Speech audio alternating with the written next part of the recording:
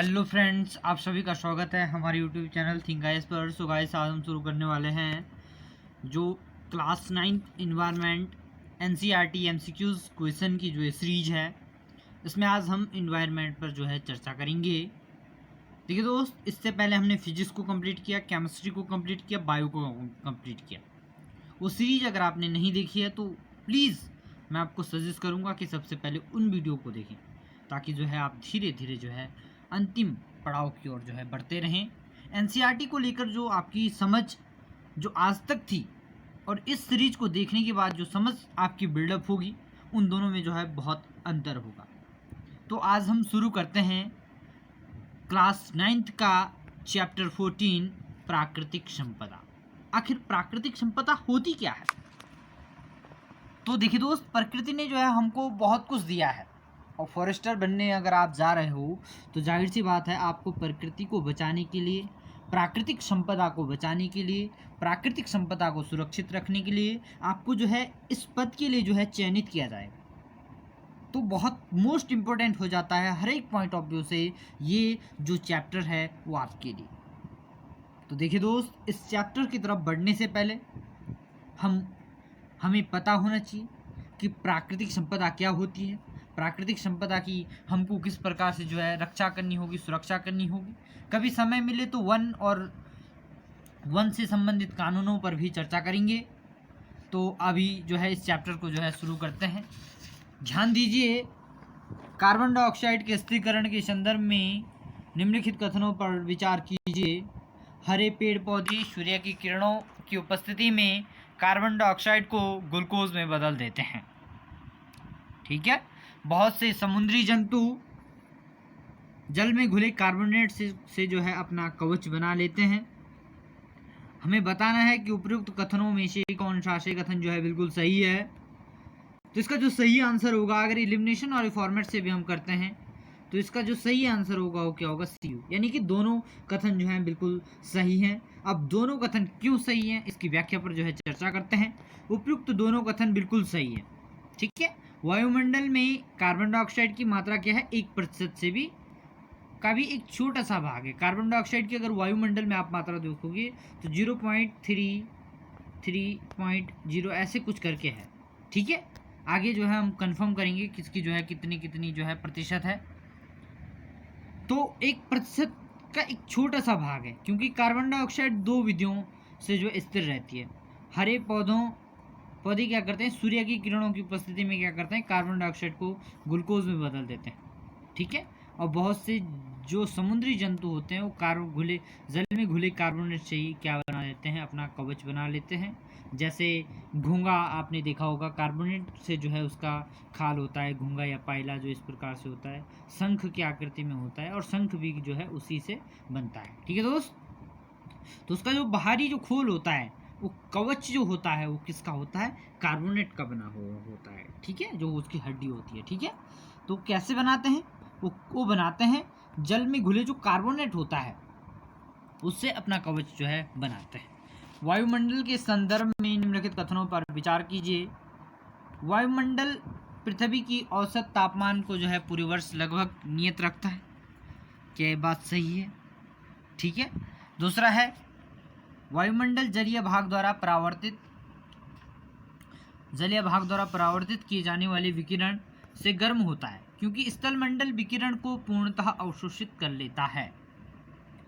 अब देखिए दोस्त, यहाँ पर जो एक शब्द है पूर्णतः, किसको?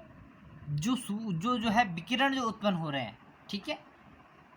जलीय भाग द्वारा परावर्तित किए जाने वाला जो विकिरण से गर्म होता है, क्योंकि स्थलमंडल जो है विकिरण को जो है पूर्णतः अवशोषित कर लेता है। तो ये वाली बात जम नहीं रही है। इसका मतलब ये जो है बिल्कुल गलत है। क्या है? ये दूसरा क्या है? बिल्कुल गलत है, और पहला जो है सही है। अब इसका जो है हम एलिमिनेशन वाले फॉर्मेट तो हमने कर दिया है। उपयुक्त कथनों में से कौन सा सही कथन जो है बिल्कुल सही है? तो पहला कथन सही है, दूसरा भी गलत है। एक और दो, दोनों न तो एक नहीं दो। तो इसका मतलब क्या है? कथन एक क्या है? बिल्कुल सही है। क्यों सही है? अब इसकी जो है व्याख्या पर चर्चा करते हैं। ध्यान दीजिए, वायु जो है क्या है? ऊष्मा की कुचालक है, इसलिए वायुमंडल पृथ्वी के औसत तापमान को दिन के समय और यहाँ तक कि पूरे वर्ष भर क्या रखता है, नियत रखता है। यह कथन क्या है, बिल्कुल सही है। कारण क्या है, वायु क्या है, उष्मा की कुचालक है। इसलिए क्या करते हैं, वायुमंडल के जो पृथ्वी का जो औसत तापमान है, जो औसत टेम्परेचर है, चाहे दिन का समय हो, रात का समय हो या पूरे वर्ष की बात हो, उसमें क्या होता है, लगभग नियत जो है उसको रखता है। गर्मी सर्दी उसके अनुसार तो आएगी, लेकिन उसको भी क्या करेगा, तापमान को क्या करेगा, नियत रखने की कोशिश करेगी, क्योंकि जो वायु है उष्मा की क्या है, कुचालक है।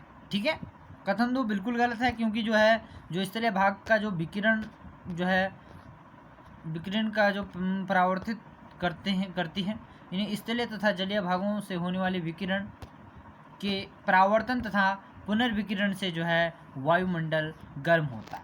ठीक है दोस्त, वायुमंडल कैसे गर्म होता है, तो जैसे हम ग्लोबल वार्मिंग, ग्रीन हाउस प्रभाव, उन पर जो है चर्चा करेंगे, तो वहाँ पर ये वाला कॉन्सेप्ट जो हमारा पूर्णतः जो है क्लियर हो जाएगा। ठीक है दोस्त, निम्नलिखित कथनों पर विचार कीजिए। एक क्षेत्र से दूसरे क्षेत्र में वायु की गति से क्या होता है, पवनों का निर्माण होता है। एक क्षेत्र से दूसरे क्षेत्र में वायु की गति से क्या होता है, पवनों का निर्माण होता है। दिन के समय हवा की दिशा जो है स्थल से समुद्र की ओर होती है। पृथ्वी के का घूर्णन जो है हवाओं को प्रभावित करने वाला एक कारक है। ठीक है दोस्त, उपयुक्त कथनों में से कौन सा से कथन जो है बिल्कुल सही है।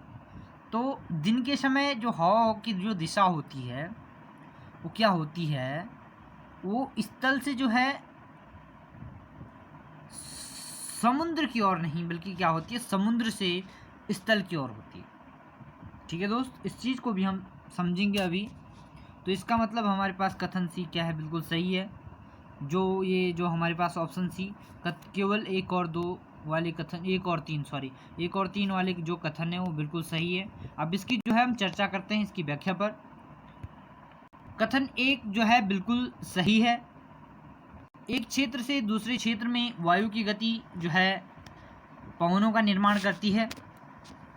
जल की अपेक्षा स्थल जल्दी गर्म होता है। कारण क्या है, जल की अपेक्षा जो स्थल है वो जल्दी गर्म होता है, इसलिए दिन के समय स्थल के ऊपर का जो वायु जल के ऊपर की वायु की अपेक्षा तेजी से गर्म होगी और ये वायु ऊपर उठती है और वहाँ कम दाब का क्षेत्र बन जाता है। कहाँ पर, स्थल पर, जिससे क्या होती है, जो समुद्र की वायु है वो कम दाब वाले क्षेत्र से, मतलब स्थल की ओर क्या होती है, प्रभावित होती है। तो कथन 2 क्या है, बिल्कुल गलत है।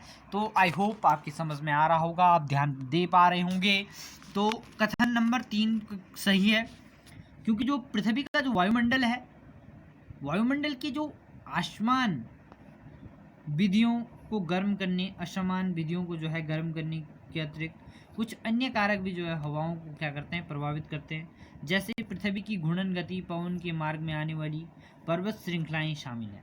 ठीक है, पृथ्वी क्या करती है, घूर्णन करती है। तो घूर्णन करती है तो इससे भी क्या होती है, जो पृथ्वी की जो वायु है, हवा है, हवाओं को जो प्रभावित करने वाले कारक में से एक ये भी है। और पर्वत श्रृंखलाएं भी क्या हैं, जो है वायु जो हवाओं के मार्ग को जो है प्रभावित करने वाले कारक हैं। आपने सुना होगा ये इस तरह से जो है, यहाँ पर हिमालय पर्वत है, ये भारत का जो कुछ हिस्सा है, तो ये आप देख सकते हैं। तो हिमालय पर्वत भी क्या करता है, हवाओं को रोकने का जो है काम करता है। ये आपका जो ये श्रृंखला हो गई, ये पूरी हवा हिमालय की जो है पूरी रेंज हो गई है। तो ये हिमालय जो है ये क्या करता है, हवाओं को रोकने का काम करता है। तो पर्वत श्रृंखलाएं भी कहीं ना कहीं शामिल हैं, किसमें, हवाओं को प्रभावित करने वाली कारकों में। ठीक है, ठीक है दोस्त, अब हम चौथे प्रश्न की ओर बढ़ते हैं। निम्नलिखित कथनों पर विचार कीजिए। अब हमारे पास कथन क्या है, जलवाष्प के संघनन में धूल के कण छोटे छोटे नाभिकों के रूप में कार्य करते हैं। जल के संघनन में धूल के कण क्या करते हैं, छोटे छोटे नाभिकों के रूप में कार्य करते हैं। नाइट्रोजन के ऑक्साइड और कार्बन मोनोऑक्साइड अम्लीय वर्षा के मुख्य कारक है। तो देखिए दोस्त, नाइट्रोजन के ऑक्साइड और सल्फर के कार्बन मोनोऑक्साइड के जो अम्लीय वर्षा के लिए क्या है, मुख्य कारक है। तो उपयुक्त कथनों में से कौन सा सही कथन जो है बिल्कुल सही है। देखिए दोस्त, अगर हम एलिमिनेशन से इस प्रश्न का हल ढूंढने की कोशिश करें तो संघनन क्या होता है, संघनन होता है जलवाष्प का जब इकट्ठा मिल जाता है ऊपर, जब वायुमंडल में जो है जलवाष्प जाता है। जल चक्र पर जब हम चर्चा करेंगे तो वहाँ पर जो है ये चीज़ें हम जो है क्लियर कर लेंगे कि संघनन आखिर क्या होता है। ठीक है दोस्त, तो यहाँ पर ज़्यादा समय ले लेंगे हम, इस वजह से जो है जो चीज़ें समझ में नहीं आ रही हैं उनको जो है आगे जो है धीरे धीरे जो है, जैसे हम 10th क्लास की जो है जो इन्वायरमेंट शुरू करेंगे तो वहाँ पर जो है हम इस चीज़ को जो है बिल्कुल गहनता से जो है अध्ययन करेंगे। और नाइट्रोजन की ऑक्साइड, कार्बन मोनोऑक्साइड जो है अम्लीय। देखिए कार्बन मोनोऑक्साइड जो है अम्लीय वर्षा का जो है मुख्य कारक नहीं है, इसका मतलब ये जो है बिल्कुल गलत है। तो केवल कथन एक जो है बिल्कुल सही है। कथन एक क्यों सही है इसको समझने की कोशिश करते हैं। क्योंकि वायु में जो उपस्थित धूल के कण तथा दूसरे निलंबित कण जलवाष्प के लिए जो है नाभिक के रूप में क्या करते हैं, कार्य करते हैं। जलवाष्प के संघनन में महत्वपूर्ण भूमिका निभाते हैं। वायु में उपस्थित धूल कणों के साथ साथ प्रदूषकों की अधिक मात्रा में उपस्थित दृश्यता को जो है कम करती है। विशेषकर सर्दी के मौसम में जब जल भी वायु के साथ संघनित होता है तो इसे क्या कहते हैं, धूम कोहरा कहते हैं। देखिए दोस्त, धूम कोहरा ये जो है बहुत मोस्ट इंपॉर्टेंट हो जाता है। यहाँ पर जो एक शब्द यहाँ पर आ गया है धूम कोहरा। ठीक है, धूम कोहरा क्या होता है, जब क्या होता है सर्दी के मौसम में जल भी जो है वायु के साथ संघनित होता है तो इसे क्या कहते हैं, धूम कोहरा कहते हैं। जल तथा वायु के मिश्रण को क्या कहते हैं, धूम कोहरा कहते हैं। ठीक है, और नाइट्रोजन के ऑक्साइड हो गए, सल्फर के ऑक्साइड हो गए, ये क्या होते हैं, अम्लीय वर्षा के जो है मुख्य कारण है। जब हम अम्लीय वर्षा पर चर्चा करेंगे तो वहाँ पर हम विशेष तौर से जो है इस पर फोकस करेंगे। और अब हम आगे बढ़ते हैं। देखिए दोस्त, एनसीईआरटी की सीरीज जो है हमने शुरू की है, तो आप लोगों की सपोर्ट की आवश्यकता है। अगर आप लोग सपोर्ट करेंगे तो आगे ही कुछ ही दिनों में हम जो है, जैसे ही हमारा जो है फॉरेस्टर का पेपर होता है तो हम पॉलिटी की एम लक्ष्मीकांत जो है पूरी पुस्तक को जो है अध्ययन करेंगे। तो क्यों ना जो है धीरे धीरे जो है आगे बढ़ा जाए। ह्यूमस के संदर्भ में निम्नलिखित कथनों पर विचार कीजिए, या निम्नलिखित में से कौन सा से कथन जो है सही है। यह सड़े गले जीवों का अंश होता है। जो ह्यूमस होता है वो क्या होता है, सड़े गले जीवों का अंश होता है। नंबर 2, यह मृदा की संरचना का मुख्य कारण होता है। यह मृदा को क्या बनाता है, रंध्र सहित बनाता है। सरंध्र मतलब रंध्र युक्त बनाता है। ठीक है, तो निम्न में से जो है नीचे दिए गए कोड का जो है सही उत्तर चुनिए। तो मेरे ख्याल से अगर आप ध्यान दिया होगा तो ये भी सही है, ये भी सही है, ये भी सही है। इसका मतलब डी आंसर जो है इसका जो है बिल्कुल सही है। डी आंसर क्यों सही है इस पर जो हम चर्चा करते हैं। मृदा में जो सड़े गले जीवों के जो टुकड़े उपस्थित होते हैं जिन्हें क्या कहते हैं, ह्यूमस कहा जाता है, ह्यूमस। ठीक है, यह मृदा की संरचना का क्या होते हैं, मुख्य कारक हैं, क्योंकि यह मृदा को जो है सरंध्र बनाते हैं और वायु तथा जल को भूमि के अंदर जाने में क्या बनाते हैं, सहायक बनाते हैं। जिससे जो क्या होगा, जो ग्राउंड वाटर का जो लेवल होगा वो जनरेट होगा, और ग्राउंड वाटर की जो वर्तमान में जो समस्या आ रही है, जल संकट जो वर्तमान में जो उत्पन्न हो रहा है, उस जल संकट से जो है निदान पाया जा सकता है। ठीक है दोस्त, अब हम छठे प्रश्न की ओर जो है अग्रसर होते हैं, छठे प्रश्न की ओर जो है बढ़ते हैं। वायुमंडल या नाइट्रोजन के संदर्भ में निम्नलिखित कथनों पर विचार कीजिए। आपने वायुमंडल या नाइट्रोजन के बारे में जो है सुना होगा। जैसे मान लीजिए वायुमंडल में नाइट्रोजन कितना है, 78% है। ठीक है दोस्त, तो ये चीज़ जो है बहुत मोस्ट इंपॉर्टेंट हो जाती है। जब हम नाइट्रोजन चक्र को समझेंगे तो वहाँ पर इस चीज़ को हम जो है बिल्कुल डीपली गहनता से जो है अध्ययन करेंगे। कुछ बैक्टीरियाओं को छोड़कर दूसरे जीव रूप नाइट्रोजन को नाइट्रेट्स तथा नाइट्राइट्स में बदलने में सक्षम नहीं है। ठीक है, बिजली चमकने से जो उत्पन्न उच्च ताप तथा दाब नाइट्रोजन को जो नाइट्रोजन के ऑक्साइड में बदल देते हैं, जो कि बिल्कुल सही है। इसका मतलब कथन एक कौन सा सही होगा, इसका जो है कथन 1 और 2 दोनों सही हैं। अब इसकी व्याख्या पर जो है चर्चा करते हैं, आखिर कथन 1 कथन 2 कैसे सही है। देखिए दोस्त, जितना आप ध्यान दोगे उतना बेहतर होगा, क्योंकि वन दरोगा की परीक्षा जो है बहुत ही पास है, निकट है, नज़दीक है, तो बहुत ज़रूरी हो जाता है हमें जो है। आज 3 जुलाई हो चुकी है डेट, आप देख सकते हैं आज कितनी 3 जुलाई जो है डेट हो चुकी है, तो बहुत ज़रूरी हो जाता है हमारे लिए जो है इस चीज़ को समझना।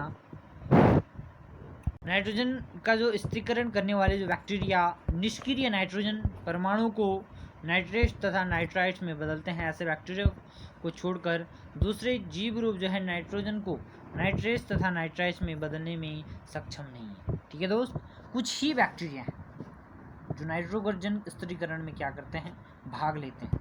ठीक है दोस्त, बिजली चमकने से जो उत्पन्न उच्च ताप होता है, दाब होता है, नाइट्रोजन होता है, को नाइट्रोजन के ऑक्साइड में बदल देता है। ये ऑक्साइड क्या जल में घुलकर क्या नाइट्रिक तथा नाइट्रस अम्ल बनाते हैं और वर्षा के साथ भूमि की सतह पर गिरते हैं।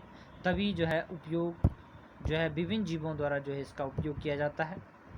ठीक है, पौधों या जंतुओं की मृत्यु के बाद मिट्टी में उपस्थित कुछ बैक्टीरिया विभिन्न यौगिकों में उपस्थित जो नाइट्रोजन या नाइट्रेट्स या नाइट्राइट्स में जो है बदल देते हैं। कुछ अन्य बैक्टीरिया इन नाइट्रेट्स या नाइट्राइट्स को नाइट्रोजन तत्वों में बदल देते हैं। जिससे प्रकृति में क्या होता है, नाइट्रोजन क्या होता है, नाइट्रोजन चक्र जो है पूरा होता है। ठीक है दोस्त, आई होप आपके समझ में आ रहा होगा। और कुछ कीड़े जो हैं कीट भक्षी होते हैं, कुछ जो है कुछ पौधे क्या होते हैं, कीट भक्षी होते हैं। वो नाइट्रोजन की पूर्ति के लिए जो है दूसरे कीड़ों को जो है खा लेते हैं और उससे जो है अपना नाइट्रोजन की जो उनके अंदर जो कमी है उसको जो है पूरा करते हैं। अब हमको समझना है कार्बन चक्र के संदर्भ में निम्नलिखित कथनों पर विचार कीजिए। किसके संबंध में, कार्बन चक्र। अब आखिर कार्बन चक्र होता क्या है। देखिए दोस्त, इन चक्रों को जो है हम एक बार फिर से जो है डीपली अध्ययन करेंगे, चक्रों को जो है समझने की कोशिश करेंगे। तो अभी जो है विज्ञान में जो है बहुत सारी पोस्टें आई हुई हैं, तो इतनी जल्दी जो है विज्ञान की सीरीज खत्म नहीं होगी। इससे भी हम आगे बढ़ाएंगे। जब वो अंदर होगा की परीक्षा हो जाएगी उसके बाद भी जो है हम स्टैंडर्ड बुक उठाएंगे और उन पर जो हम परिचर्चा करेंगे। एक बार पर्यावरण हो गया, आपका रसायन विज्ञान हो गया, आपका जीव विज्ञान हो गया, आपका भौतिक विज्ञान हो गया, ये सब चीज़ें अगर आपके सामने जो है क्लियर होकर आएंगी तो आप जो है बेहतर खुद को जो है महसूस कर पाओगे। कार्बन चक्र के संदर्भ में निम्नलिखित कथनों पर विचार कीजिए। वायुमंडल से कार्बन डाइऑक्साइड का उपयोग पौधों द्वारा प्रकाश संश्लेषण के माध्यम से ग्लूकोज बनाने में होता है। ठीक है, जीवों द्वारा श्वसन की क्रिया के माध्यम से ग्लूकोज जो है कार्बन डाइऑक्साइड में बदल दिया जाता है, जो कि बिल्कुल सही है। इसका मतलब दोनों ही जो है बिल्कुल सही है। अब हम समझने की कोशिश करते हैं, उपयुक्त कथनों में से कौन सा से कथन जो है बिल्कुल सही है, कौन सा से कथन जो है बिल्कुल सही है। केवल एक, केवल दो, एक और दो दोनों। तो हमारे पास जो है सी आंसर जो है बिल्कुल इसका जो है बिल्कुल सही होगा। सी आंसर क्यों सही है, अब हम समझने की कोशिश करते हैं। ठीक है दोस्त, उपयुक्त दोनों कथन क्या हैं, बिल्कुल सही है। कार्बन क्या है, प्रकृति में अपने मूल रूप में हीरा या ग्रेफाइट के रूप में पाया जाता है। कार्बन डाइऑक्साइड का एक यौगिक है। कार्बन डाइऑक्साइड कार्बन का क्या है, एक यौगिक है। वायुमंडल में कार्बन डाइऑक्साइड का उपयोग जो है पौधों द्वारा प्रकाश संश्लेषण के माध्यम से ग्लूकोज बनाने में होता है। ये ग्लूकोज के अणु या तो दूसरे पदार्थों में बदल दिए जाते हैं या दूसरे जैविक रूप से जो है महत्वपूर्ण अणुओं के संश्लेषण के लिए जो है ऊर्जा प्रदान करते हैं। ठीक है, जीवित प्राणियों को ऊर्जा प्रदान करने के लिए की प्रक्रिया में ग्लूकोज का जो है उपयोग किया जाता है और इसके द्वारा जो है श्वसन की क्रिया के माध्यम से जो ग्लूकोज है, ग्लूकोज को जो है कार्बन डाइऑक्साइड में बदल दिया जाता है और एक कार्बन डाइऑक्साइड वायुमंडल में वापस चली जाती है और इसी के साथ जो है कार्बन चक्र जो है संचरित होता रहता है। कार्बन चक्र जो है कंप्लीट होता है। कार्बन जो है इस प्रकार से जो है प्रकृति में घूमता है। ठीक है दोस्त, अब हम जो है 8वें प्रश्न की ओर जो है अग्रसर होते हैं। 8वां प्रश्न आखिर क्या कहता है, ऑक्सीजन के संदर्भ में निम्नलिखित कथनों पर विचार करें। वायुमंडल में जो ऑक्सीजन होती है, ऑक्सीजन का लेवल एक ही मुख्य प्रक्रिया है। वायुमंडल में जो ऑक्सीजन केवल एक ही मुख्य प्रक्रिया है जिसे क्या प्रकाश संश्लेषण कहते हैं के द्वारा जो है लौटती है। ठीक है, सभी जीवों के श्वसन के लिए जो है ऑक्सीजन एक अनिवार्य तत्व है। तो हमें बताना है कि इनमें से कौन सा से कथन जो है बिल्कुल सही है। तो सभी जीवों के लिए जो है ऑक्सीजन जो है एक अनिवार्य तत्व है या नहीं है। तो देखिए दोस्त, अनिवार्य तत्व की बात हो रही है तो सभी जीवों के लिए, कुछ कुछ जीवों के लिए जो है ऑक्सीजन क्या है, जो है एक अनिवार्य तत्व है। और वायुमंडल, अब इसकी जो है हम चर्चा करते हैं, इसका जो है सही आंसर क्या होगा। सही आंसर होगा केवल कथन एक। केवल एक क्यों है? वायुमंडल से जो ऑक्सीजन होती है, ऑक्सीजन का जो उपयोग 3 प्रक्रियाओं द्वारा होता है। नंबर 1 श्वसन, दहन या नाइट्रोजन के ऑक्साइड के निर्माण में। जबकि ऑक्सीजन केवल एक ही मुख्य प्रक्रिया, ठीक है, ऑक्सीजन का उपयोग 3 प्रक्रियाओं में होता है। श्वसन में होता है, दहन में होता है, नाइट्रोजन के ऑक्साइड के निर्माण में होता है।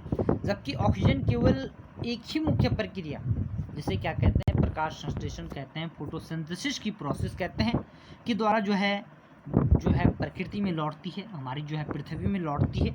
और इस प्रकार जो है प्रकृति में जो ऑक्सीजन चक्र है, इसकी जो है रूपरेखा क्या होती है, बनी रहती है। अतः कथन एक क्या है, बिल्कुल सही है।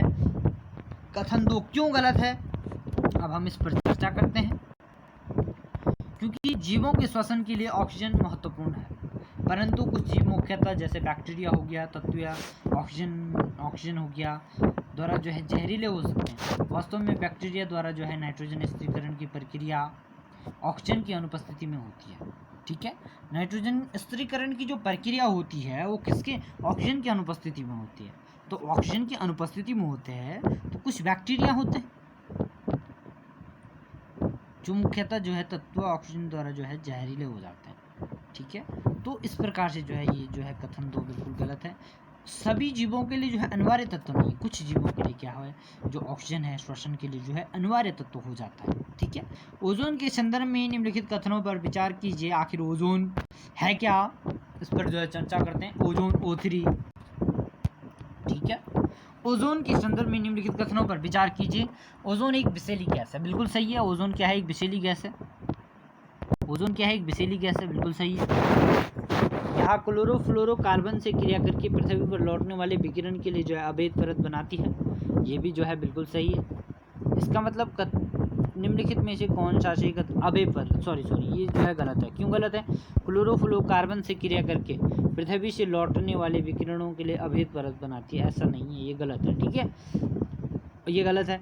और यह सूर्य से आने वाले हानिकारक विकिरणों को जो है अवशोषित करती है, बिल्कुल सही है। जो सूर्य से जो है यूवी जो किरणें आती हैं, अल्ट्रावायलेट रेज जो आती है, अल्ट्रावायलेट रेज आपको जो है किरणों के बारे में बताया होगा। इस प्रकार से जो है दृश्य प्रकाश होता है, इस प्रकार से अल्ट्रावायलेट रेज होती है। यहाँ पर अवरक्तकरणें, सूक्ष्म गामा, तो इस प्रकार की जो है तरंगें होती हैं। कभी मौका मिलेगा तो इन पर भी जो है चर्चा करेंगे बहुत बेहतरीन तरीके से, और आसान भाषा में जो है इस चीज़ को समझने की कोशिश करेंगे, ठीक है दोस्त। उपयुक्त कथनों में से कौन सा सही कथन जो है बिल्कुल सही है, तो 20 का जो है बी आंसर बिल्कुल सही होगा। केवल 1 और 3। अब क्यों 1 और 3, इसको जो है समझने की कोशिश करते हैं, ठीक है दोस्त। ऑक्सीजन के सामान्यतः जो है द्विपरमाणुक अणु के विपरीत विषैली होती हैं, जी है।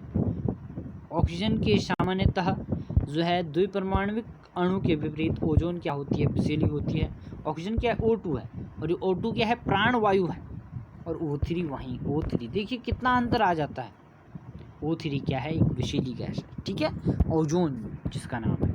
क्लोरोफ्लोरोकार्बन हो गया, क्लोरीन हो गया, फ्लोरीन से युक्त कार्बन यौगिक, ये बहुत ही स्थायी होते हैं और किसी भी जैविक प्रक्रिया द्वारा भी विघटित नहीं होते हैं। ये ओजोन परत के समीप पहुंचकर उसके अणुओं से क्रिया करते हैं, जिससे जो है ओजोन परत में जो है कमी आती है, जिससे जो है छिद्र निर्मित होने लगा है। अच्छा, अतः जो है कथन 2 बिल्कुल जो है गलत है, क्योंकि ये ओजोन क्षरण में जो है इनकी जो है बहुत महत्वपूर्ण भूमिका होती है। CFC जो है, क्लोरोफ्लोरोकार्बन, अगर आपसे पूछा जाए कि ओजोन क्षरण के लिए सबसे अधिक जिम्मेदार गैस कौन सी है, तो है क्लोरोफ्लोरोकार्बन, ठीक है दोस्त। कथन 3 जो है बिल्कुल सही है, क्योंकि ओजोन परत जो है जीवों के लिए एक रक्षा परत का काम करती है, और सूर्य से आने वाली जो हानिकारक विकिरण है उनको क्या करती है, उत्सर्जित करती है। आई होप आपके समझ में जो है हमारी ये जो सीरीज है वो आई होगी, और इस सीरीज को जो है प्राकृतिक संपदा इस सीरीज का नाम है, और इन्वायरमेंट जो है इसी के साथ जो है समाप्त होता है। इसके बाद हम जो एक मोस्ट इम्पोर्टेंट जो एक चैप्टर है फूड FWD, जो यूनिट फर्स्ट, जो वन दरोगा के सिलेबस में जो है यूनिट फर्स्ट के नाम से अलग से एक यूनिट बनाई गई है, तो ये चैप्टर भी जो है आपके लिए बहुत मोस्ट इम्पोर्टेंट हो जाता है, क्योंकि अलग से यूनिट है, यानी कि इससे जो है चैप्टर से क्वेश्चन आने के जो है बहुत अधिक चांसेस हैं।